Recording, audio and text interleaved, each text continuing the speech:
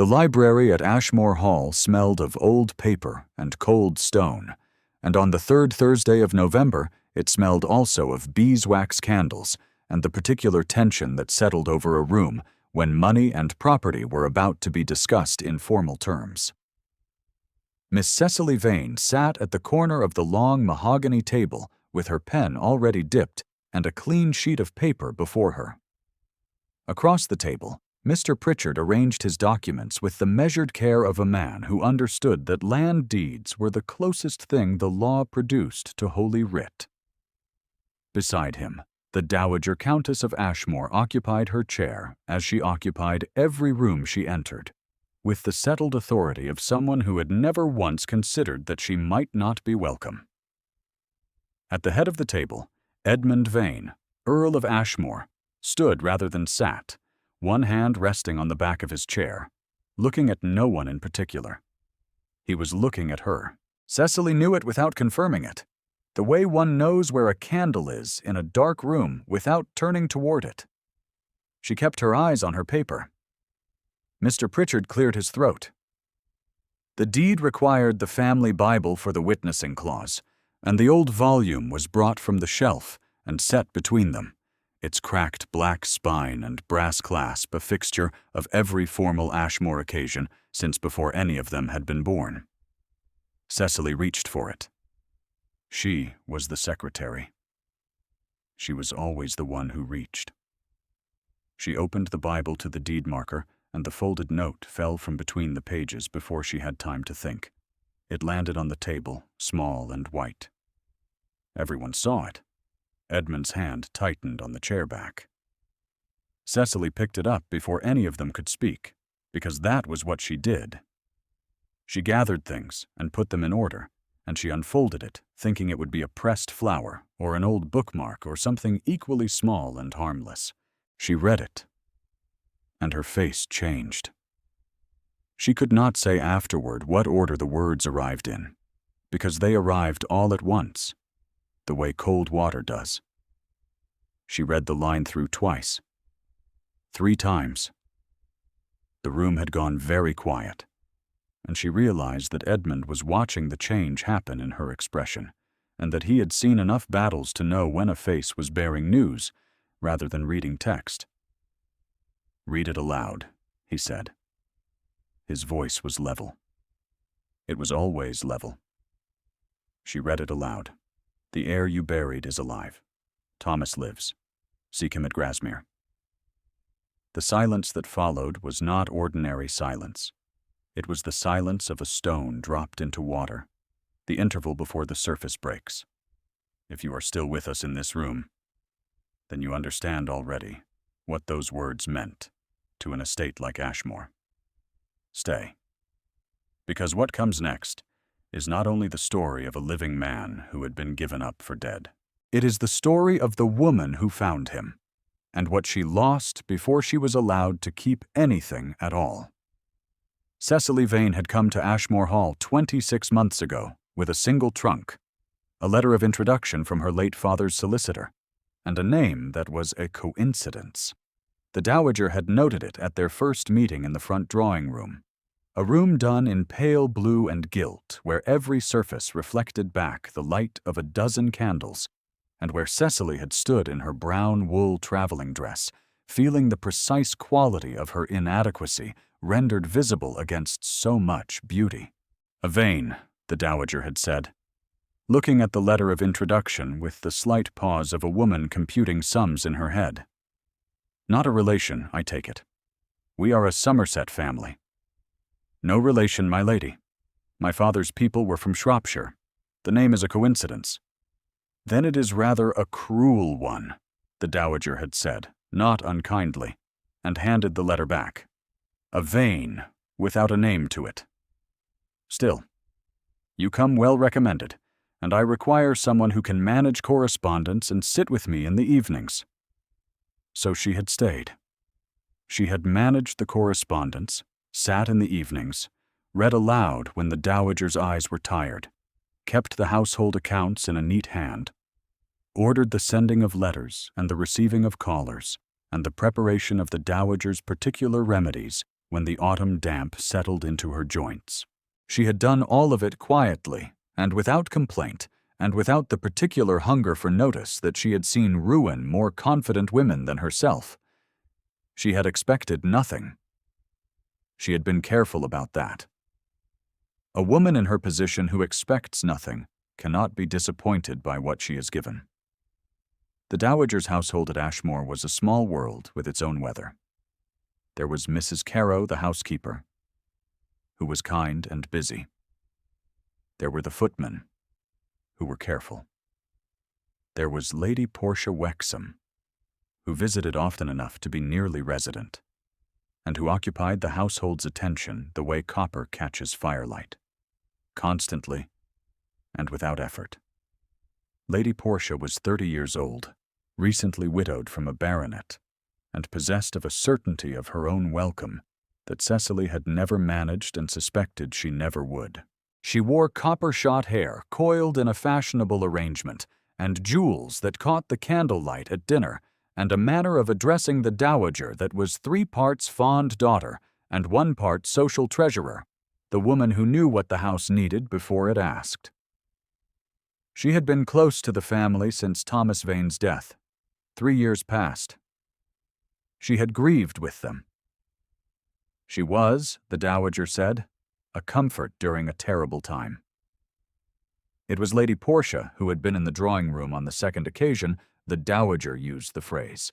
Not 2 weeks into Cecily's tenure, when the dowager was explaining to Lady Portia why she had taken on a new companion, and Cecily had been in the hall outside the half-open door, and she had heard every word. "A Vane, without a name to it," the dowager had said, "but capable and quiet. One cannot always afford one's preferences." "Indeed," Lady Portia had said, in a voice that managed to carry both agreement and the mild distaste of a woman who could afford hers. Edmund Vane came to Ashmore infrequently. He maintained the London house during the season, managed the Ashmore accounts from a distance, and appeared at the estate on quarterly business and at the major occasions of the calendar year. When he was present, the household altered around him the way a room alters when the largest piece of furniture has been moved. Not in any particular direction. Simply differently. As though the space must recalculate where it is in relation to him. He was 34 years old and built on a scale the drawing-room never quite seemed prepared for, and he wore his estate clothes with the faint authority of a man who had worn a uniform and not entirely forgotten the discipline of it. His face was angular, dark, arresting without softness. He did not speak to Cecily more than courtesy required, and she did not expect him to. She was the companion secretary. She existed at the edges of the household, useful and unremarkable, and men like him reserved their attention for things that required it. She was wrong about that, and she would not know it for some time. The note changed everything. After Mr. Pritchard had recovered himself, and the dowager had been helped to her feet, and the library had settled into the particular organized agitation of people pretending to know what to do with an impossible piece of information, Cecily remained at the table with the note still in her hand.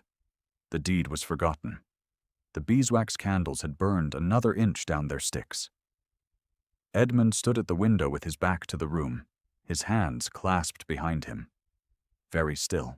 The stillness was the kind that did not come from calm, but from the effort required to contain something that was not calm at all. She set the note on the table. She smoothed it flat with her palm, one careful pass. Her hand did not shake. This surprised her. She had thought, when she read the note the first time, that her hands would not cooperate. But they did. Because a woman in her position learned that her hands were the most reliable part of her, and she could not afford to lose them now. "Do you know the handwriting?" she asked. He turned from the window. His face told her nothing, but his eyes stayed on the note rather than on her, and she thought of grief finding its particular shape in a man who believed he had already done all his grieving.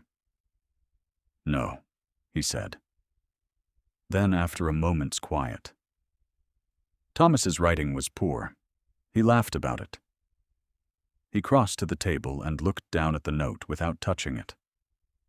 Close enough that she could see the slight tension in his jaw.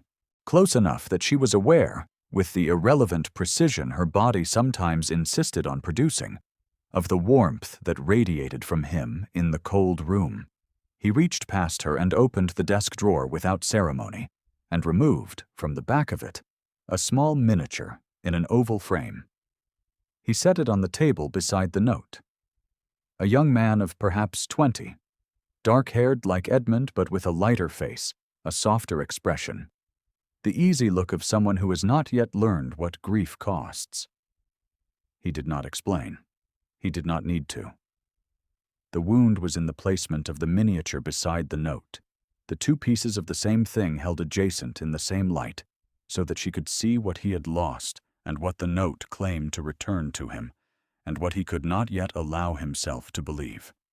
Cecily looked at the miniature for a long moment. Then she said, "Then we must find out whether it is true." Something shifted in his expression. It was very small. She would not have caught it had she not been watching as carefully as she was.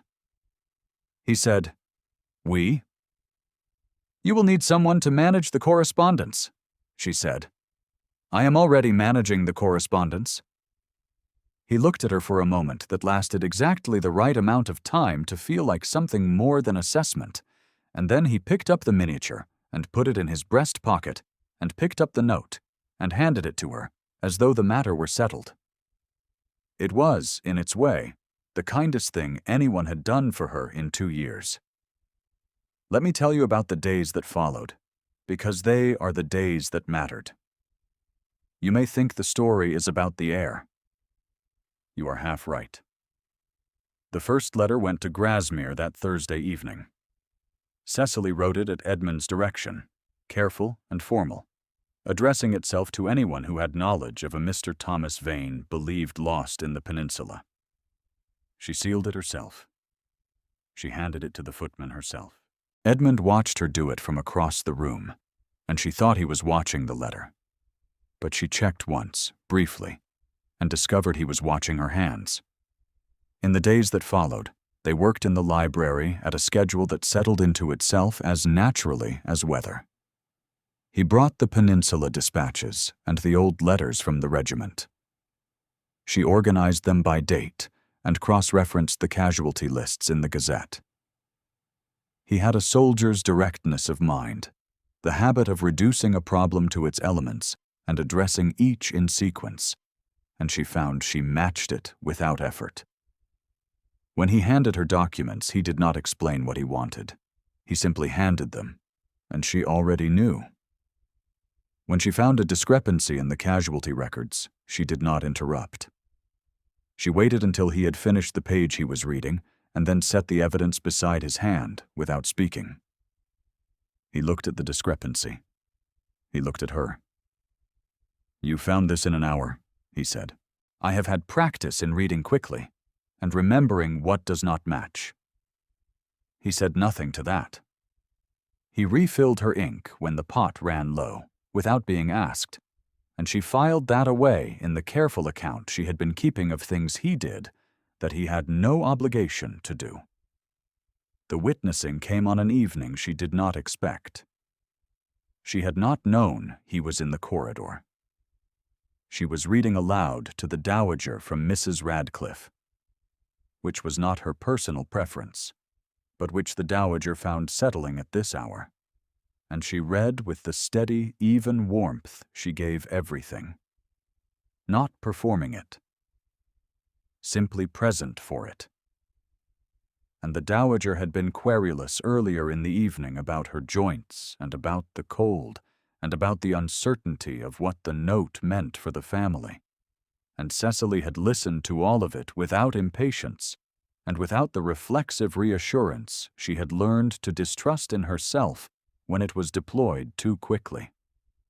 When the chapter ended, she set the book down. She asked if there was anything else needed. The Dowager said no. Cecily said, "Then good night, my lady."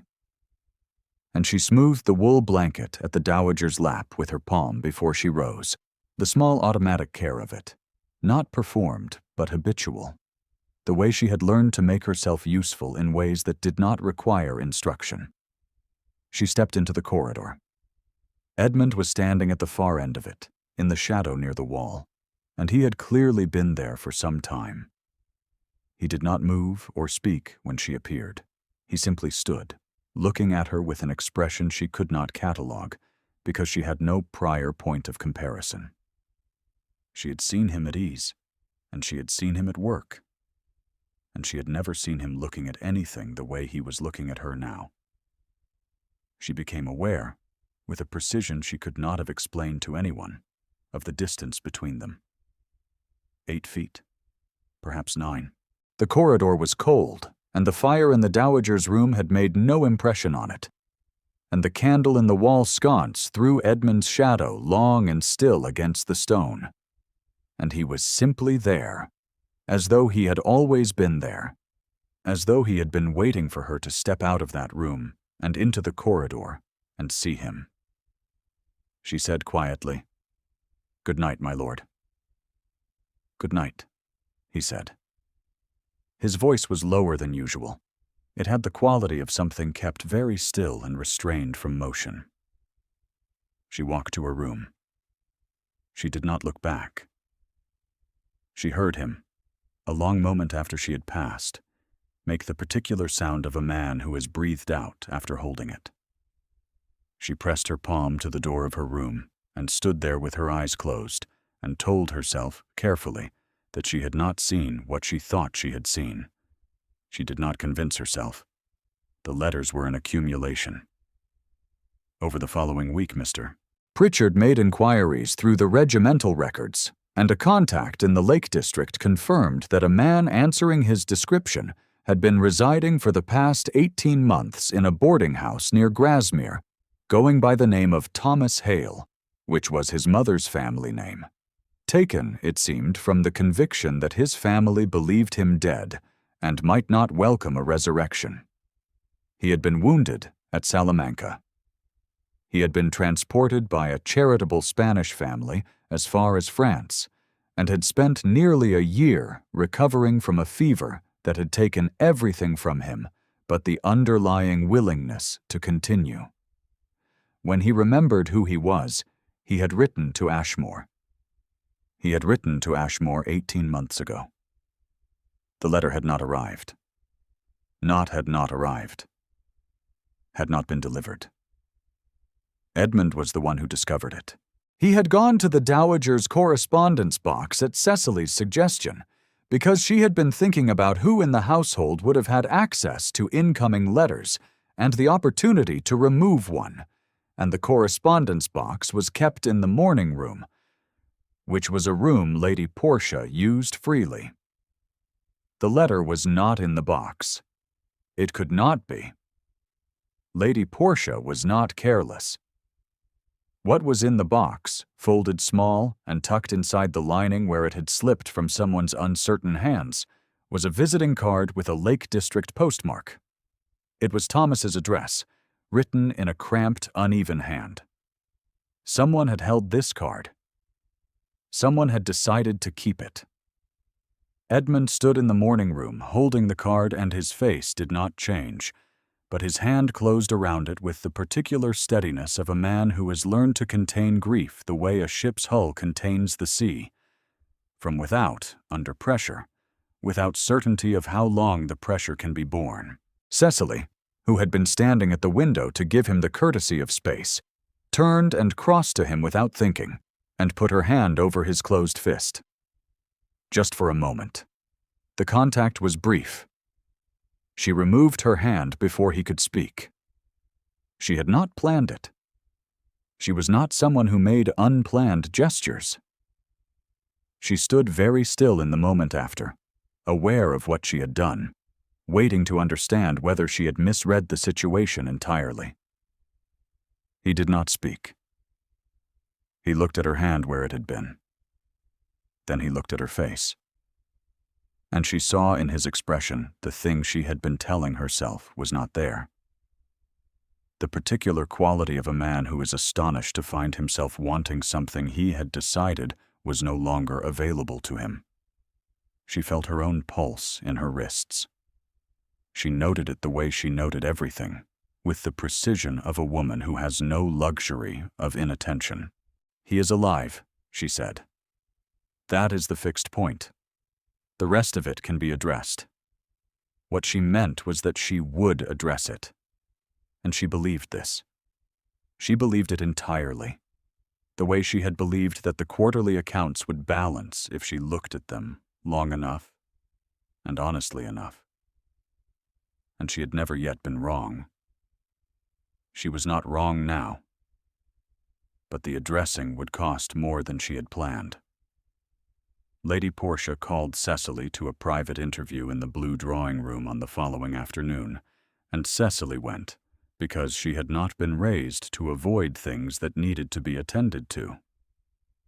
Lady Portia stood at the mantelpiece in a dove-gray gown that cost more than Cecily's quarterly salary, and she arranged her expression in the shape of regret, which she wore with the practiced ease of a woman who had used it many times.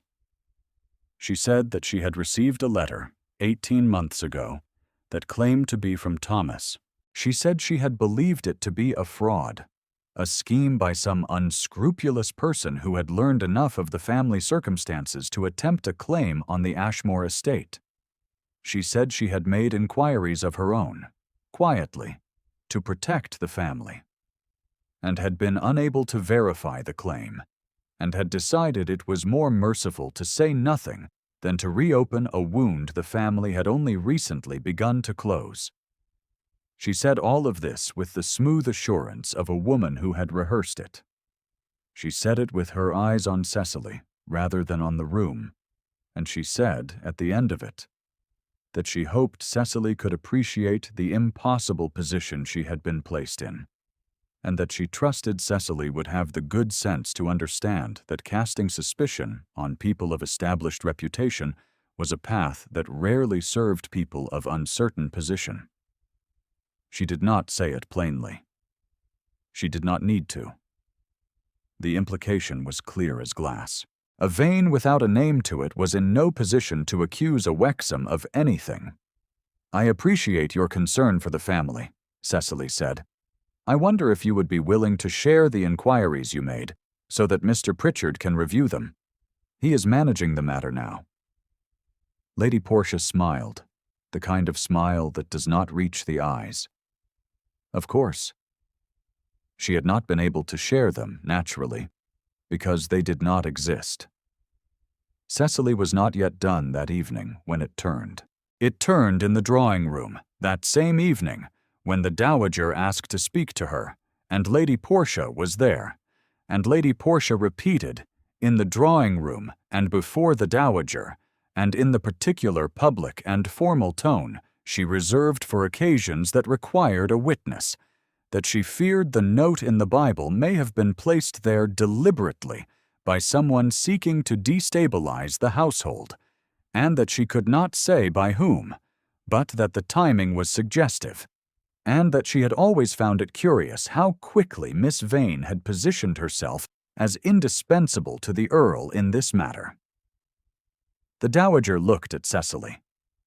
It was the first time in 2 years that she had looked at her with anything other than settled confidence. And it was not hostility, not precisely, but it was uncertainty. And uncertainty in a woman who had never been uncertain of anything in her life landed on Cecily like a change in atmospheric pressure. She felt it in her chest. She felt it in the back of her throat. And then Edmund, who had been standing at the desk reviewing documents, set down his pen. Everyone looked at him, because he had not spoken, and his setting down of the pen had produced the quality of attention that his speaking would not have. He left the room. Not quickly. Quietly.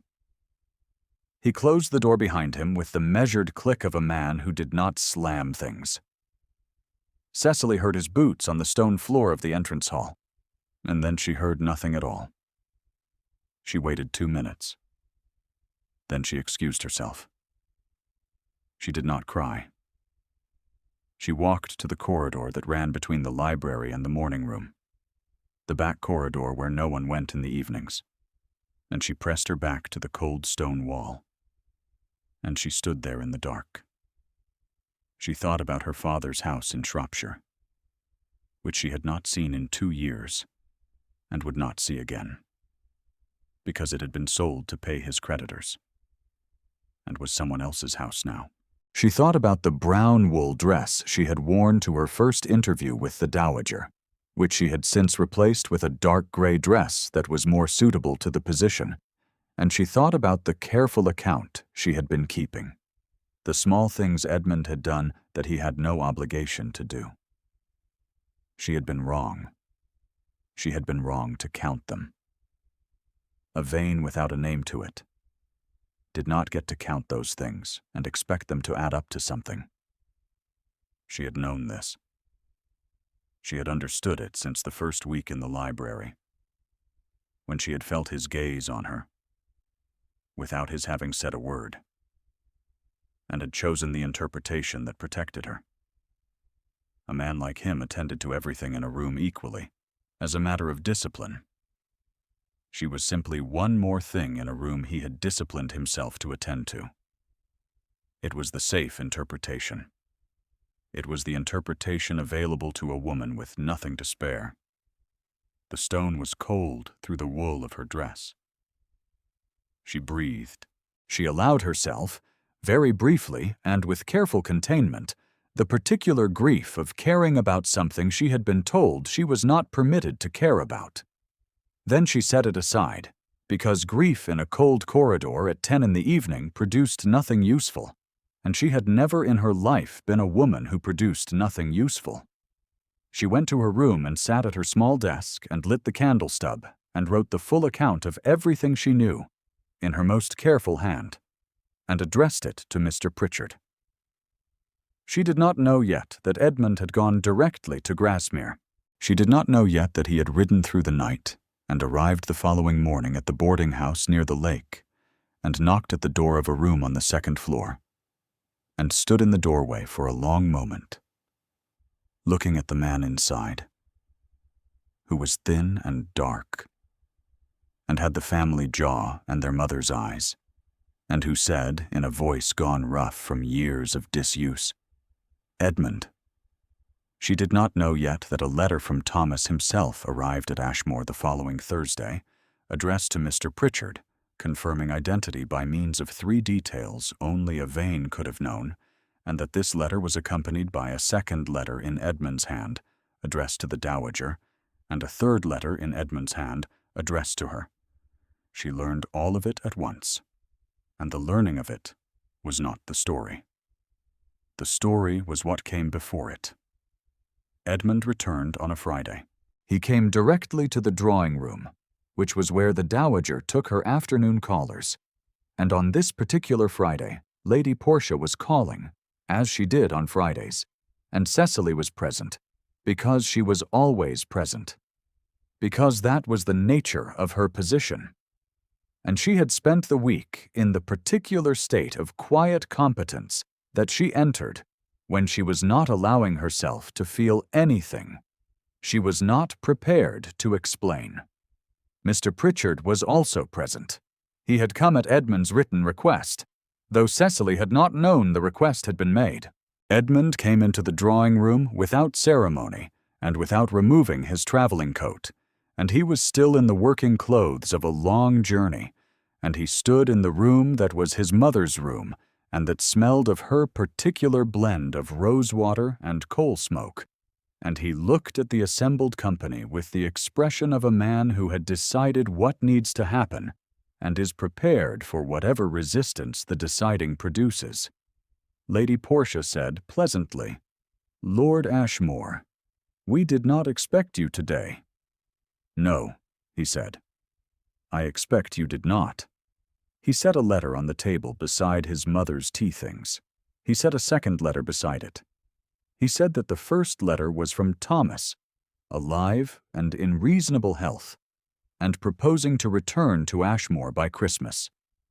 and that the second letter was Mr. Pritchard's confirmation of identity. He said this without particular emphasis. He said it the way a man states facts that do not require decoration. Lady Portia's face went through a number of things, in very quick succession. She arrived at composed. "How wonderful," she said. "I cannot tell you how relieved I am that the claim has proven legitimate. I confess I had not dared to hope." Edmund looked at her. It was not a long look. It was a very specific one. "Mr. Pritchard has been reviewing the timing of the correspondence from Grasmere," he said. "I believe he has some questions for you about a letter received 18 months ago." Lady Portia's composure adjusted itself at the edges. "I have already explained my understanding of that matter to Miss Vane. A fraud prevention. Nothing more." "You prevented nothing," Edmund said. "You delayed. That is a different matter. And you know it." The Dowager sat very still in her chair. She was looking at Lady Portia with the expression of a woman who has arrived, somewhat later than she would have wished, at a reckoning. She said nothing. She did not need to. Lady Portia turned, and Cecily felt the particular quality of the attention. The copper-haired woman in her dove-gray dress, looking at the brown-dressed woman in the corner chair, and she felt it coming.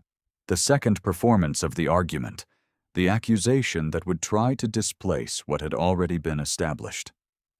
"I am not the only person in this household who had access to the correspondence," Lady Portia said, and her voice was steady as a stage actor's, and her gaze did not waver.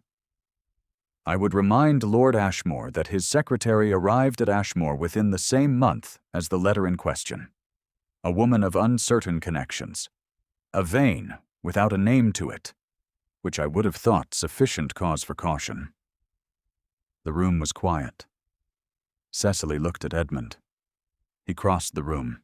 3 strides across the drawing-room floor. The room his mother had sat in for 40 years.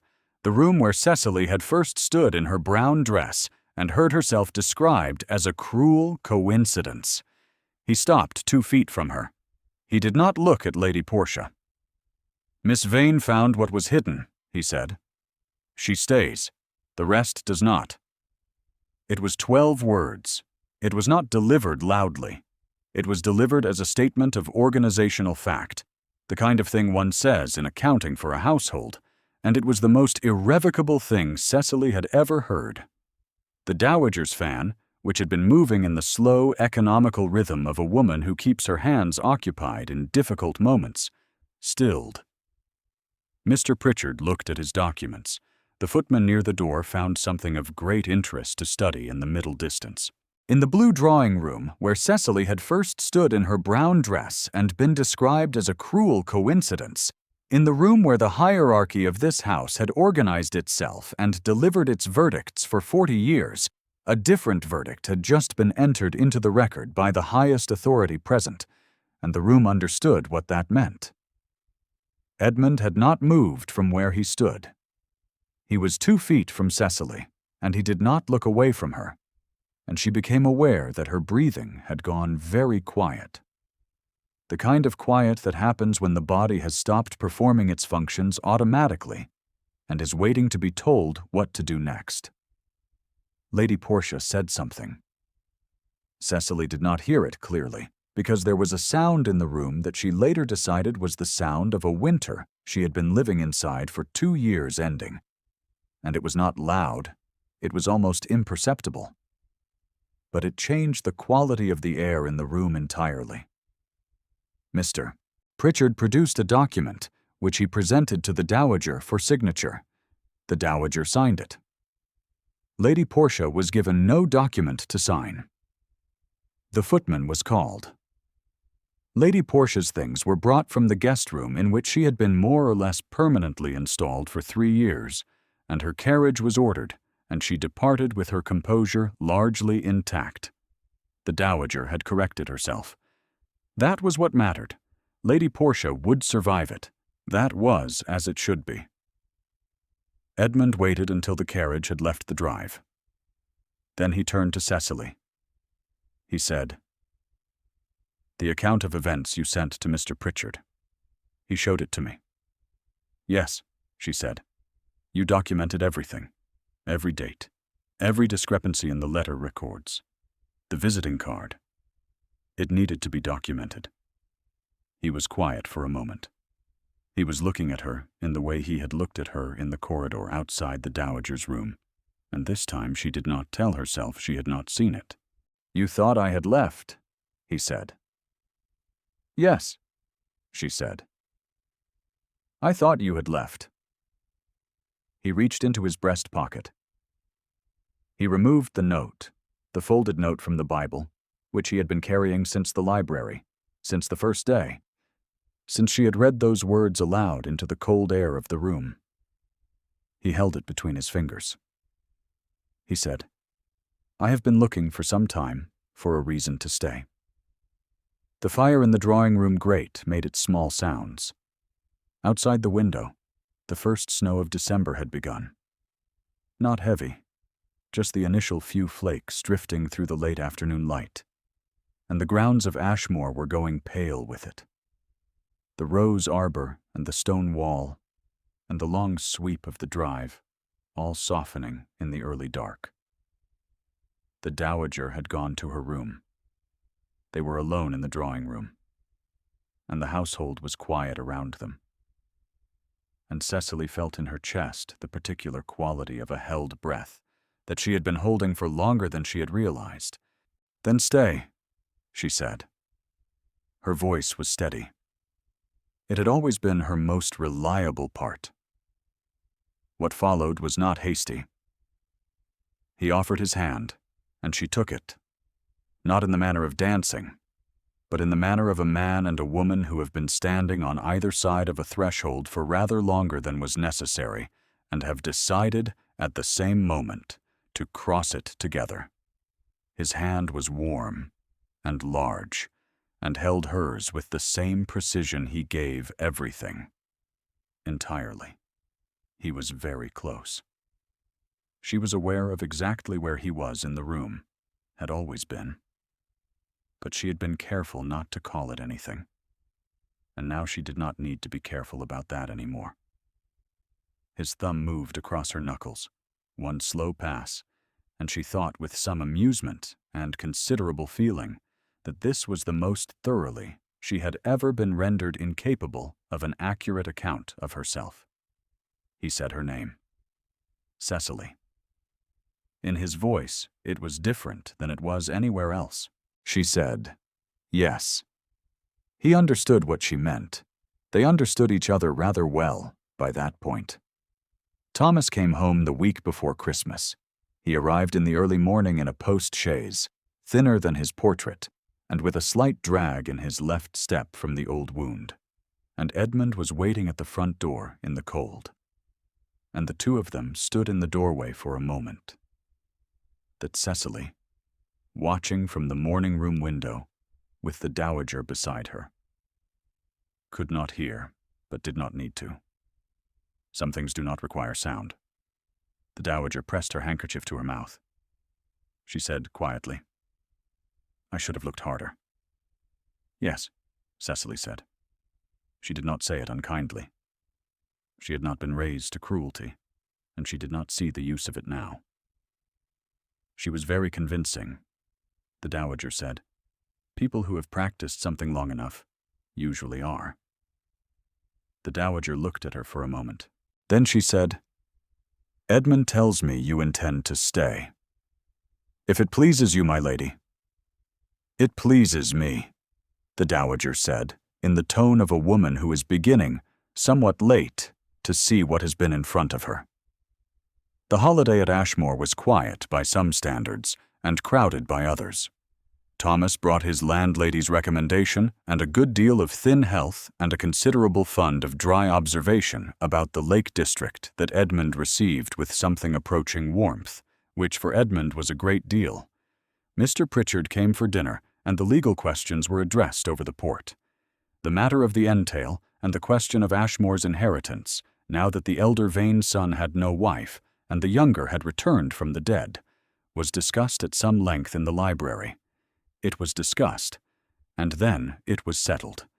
Cecily was in the library, at her usual place at the corner of the table, when Edmund signed the necessary documents. She was there because she was the secretary. She would not be the secretary for much longer, but she did not know that yet. And the work itself was satisfying in the way that all honest work was satisfying, and she had not been raised to consider an occasion lesser for requiring her competence rather than her decoration. Edmund finished the signing. He set down the pen. He looked at Cecily across the table, and then he reached into his breast pocket and removed the folded note and set it on the table between them, as he had set down the miniature of Thomas on the day this had all begun, in the same room, in the same candlelight, with the same winter pressing against the same windows. She looked at the note. She looked at him. "I have been thinking," he said, "that we ought to have it framed." She felt the laughter come up before she could manage it, warm and unexpected, and it emerged as a smile that she did not attempt to moderate, because there was no longer a reason to. "That is somewhat unconventional, my lord." "I am finding that I care less about convention than I did." He came around the table. He had learned, in recent weeks, the particular economy of closing the distance between them, and he exercised it now without ceremony. And she rose from her chair because she was not one to remain seated when it did not serve. And they stood together in the cold library with the family Bible still on the shelf above them, and the estate accounts newly balanced in a fresh ledger, and the note, folded small, between them. He tucked the note back into his breast pocket. He offered her his arm.